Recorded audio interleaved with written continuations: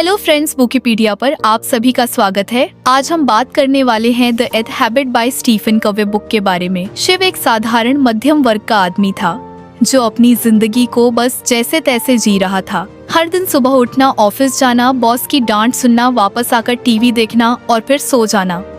ऐसा नहीं था कि उसे अपनी लाइफ से कोई बड़ी शिकायत थी, लेकिन अंदर कहीं ना कहीं एक खालीपन था। उसे लगता था कि वह बस जिंदगी काट रहा है, जी नहीं रहा। एक दिन उसकी नजर एक किताब पर पड़ी, the eighth habit by Stephen कवी। शिव ने पहले 7 habits of highly effective people के बारे में सुना था, लेकिन इस किताब के बारे में उसे ज्यादा पता नहीं था। फिर भी शायद किसी इनविजिबल फोर्स ने उसे इस किताब को उठाने पर मजबूर कर दिया। रात को ऑफिस से लौटकर उसने किताब खोली और पहला लेसन पढ़ना शुरू किया। Find your voice, discover your unique talents, passions, values and conscious align these elements to contribute meaningfully and authentically in both personal and professional spheres। Shiv कुछ देर तक इस लाइन को घूरता रहा। क्या उसकी कोई यूनिक वॉइस थी? क्या उसके अंदर भी कोई खास टैलेंट, कोई पैशन, कोई स्ट्रॉन्ग वैल्यूज थे, या फिर वो बस एक आम आदमी था जो अपनी बोरिंग लाइफ में फंसा हुआ था? किताब में लिखा था कि हर इंसान के अंदर एक यूनिक वॉइस होती है, कुछ ऐसा जो उसे दूसरों से अलग बनाता है। लेकिन प्रॉब्लम यह थी कि शिव को अपनी वॉइस का बिल्कुल भी अंदाजा नहीं था। शिव को लगा कि शायद यह सब सिर्फ थ्योरेटिकल बातें हैं, प्रैक्टिकल लाइफ में ऐसा कुछ नहीं होता। लेकिन फिर उसने सोचा कि अगर कव्वे ने यह लिखा है तो शायद कुछ तो होगा। इसमें उसने डिसाइड किया कि वह इस पर कुछ एक्सपेरिमेंट करेगा। अगले दिन शिव ने अपना नॉर्मल रूटीन फॉलो किया, लेकिन इस बार वो हर छोटी चीज पर ध्यान देने लगा। वो ऑब्जर्व करने लगा कि उसे क्या पसंद आता है, किस चीज में वो नेचुरली अच्छा है और किन चीजों से उसे सबसे ज्यादा सेटिस्फैक्टरीली संगीत कर पाता था। लोग उसकी बातों को ध्यान से सुनते थे, लेकिन अभी तक उसने इसे कभी एक स्किल के तौर पर नहीं देखा था। शाम को घर आकर उसने अपने पुराने चाइल्डहुड मेमोरीज रिकॉल किए। जब वह बच्चा था तो उसे स्टोरी सुनाने में बहुत मजा आता था। वह अपने छोटे कजिन्स को बेड टाइम स्टोरीज सुनाता था और वह सब बड़े ध्यान से सुनते थे। उसे याद आया कि स्कूल में भी जब कोई स्पीच कंपटीशन होता था तो लोग उसकी स्पीच एंजॉय करते थे। क्या मेरी वॉइस स्टोरी टेलिंग और कम्युनिकेशन में है? उसने खुद से पूछा। यह सोचते ही उसके अंदर एक एक्साइटमेंट जागी, लेकिन साथ ही एक डर भी था। क्या वह अभी भी उस टैलेंट को डेवलप कर सकता है? क्या उसकी नौकरी के साथ वह अपने इस पैशन को एक्सप्लोर कर सकता है? उसने किताब के अगले पेजेस पढ़े, जहां कव्वे ने लिखा था कि सिर्फ टैलेंट या पैशन पहचानने से कुछ नहीं होता, बल्कि उसे वैल्यूज और कॉन्शियस के साथ अलाइन करना जरूरी है। शिव को अपनी वैल्यूज पर सोचना पड़ा। उसे हमेशा ऑनेस्टी और इंटीग्रिटी पसंद थी।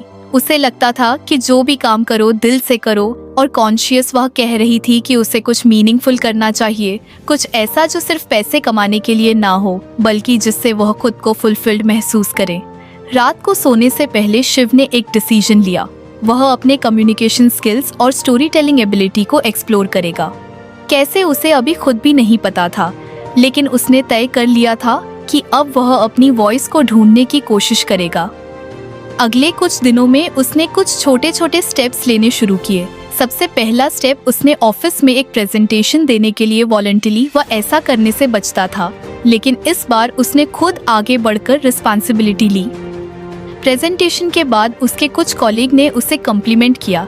यार, तू बहुत अच्छा एक्सप्लेन करता है, तेरी बातों में एक अलग ही क्लैरिटी होती है। दूसरा स्टेप, उसने एक जर्नल बनाना शुरू किया, जिसमें वह हर दिन लिखता कि उसे कौन सी चीजें एक्साइट कर रही हैं, कौन सी चीजें उसे बोर कर रही हैं और क्या क्या नए आइडियाज उसके दिमाग में आ रहे हैं। तीसरा स्टेप, उसने YouTube 1 और पब्लिक स्पीकिंग वीडियोस देखने शुरू की। उसे समझ में आया कि अगर वह अपनी कम्युनिकेशन स्किल्स को पॉलिश करे तो शायद वह कुछ बड़ा कर सकता है। धीरे धीरे उसे अपनी वॉइस की क्लैरिटी मिलने लगी। उसे लगा कि वह अपनी जॉब में भी स्टोरी टेलिंग और कम्युनिकेशन का इस्तेमाल कर सकता है। शायद एक दिन वह टेड टॉक भी दे सकता है। लेकिन अभी यह जर्नी बस शुरू ही हुई थी। शिव जानता था कि अपनी वॉइस ढूंढना एक प्रोसेस है और वह इस प्रोसेस को एंजॉय करना चाहता था। अब उसे बस अगले कदम की तलाश थी। शिव की लाइफ धीरे धीरे बदल रही थी। डेथ हैबिट पढ़ने के बाद उसने अपनी वॉइस ढूंढने की कोशिश शुरू कर दी थी। उसने जाना कि उसे स्टोरी टेलिंग और कम्युनिकेशन में मजा आता है और अब वह इसे अपनी लाइफ में एक्सप्लोर कर रहा था। लेकिन कहानी यहीं खत्म नहीं होती, क्योंकि किताब का अगला लेसन था inspire others to find their voice. मतलब सिर्फ अपनी वॉइस ढूंढना काफी नहीं है, बल्कि दूसरों को भी उनकी पोटेंशियल पहचानने में मदद करना जरूरी है। कव्वे के हिसाब से एक सच्चा लीडर वही होता है जो बाकी लोगों को भी एम्पावर करे, ताकि वह अपनी क्रिएटिविटी, ऑनरशिप और कोलैबोरेशन को बेहतर तरीके से यूज कर सके। शिव ने जब यह लेसन पढ़ा तो वह सोच में पड़ गया। अगर आपको हमारी फ्री समरी अच्छी लगती है तो आप हमारे चैनल को सब्सक्राइब कर सकते हैं, हमारी मेंबरशिप खरीद सकते हैं या हमें UPI के थ्रू सपोर्ट कर सकते हैं। अब समरी पर वापस चलते हैं। अभी तो उसे खुद ही अपनी वॉइस के बारे में ठीक से क्लैरिटी नहीं मिली थी, फिर वह दूसरों को कैसे गाइड कर सकता था। लेकिन फिर उसे कव्वे की ही एक और बात याद आई। Leadership is not about position, it's about influence, यानी लीड।